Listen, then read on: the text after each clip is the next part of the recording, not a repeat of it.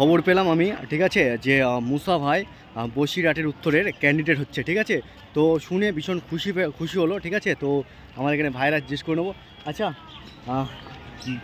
বসিরহাটের উত্তরে মুসা ভাই ক্যান্ডিডেট হচ্ছে, কেমন লাগছে শুনে? খুব খুশি, খুব খুশি, আমরা খুশি তো না? একদম আমরা খুবই খুশি, ঠিক আছে। তো বস, মুসা ভাই বসিরহাটের ক্যান্ডিডেট হচ্ছে, কেমন লাগছে? খুব ভালো। বিপুল ভোটে জয়ী করুন, হ্যাঁ এই আশা রাখছি আমরা।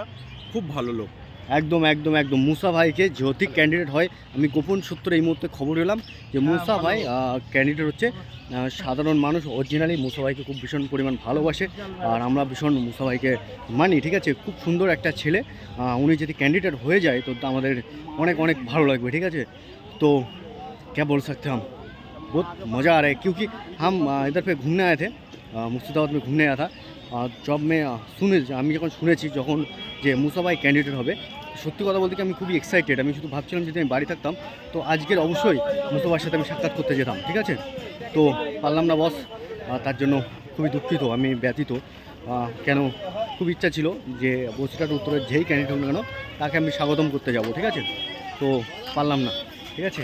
তো এখান থেকে ফিরবো, ফিরে আমি মুসাফার সাথে অবশ্যই সাক্ষাৎ করতে যাব, ঠিক আছে। ভিডিওটা বেশি বেশি করে শেয়ার করবে। বসিরহাটের উত্তরের ক্যান্ডিডেট মুসা কারিমুল্লাহ হচ্ছে।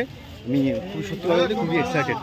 तो बॉस ये भाई साहब लगता है टीएमसी होगा, ठीक है शायद, इसलिए उनके साथ बात नहीं करना चाहते, ठीक है। तो वीडियो को ज़्यादा से ज़्यादा शेयर करो, ठीक है। तो चलते हैं।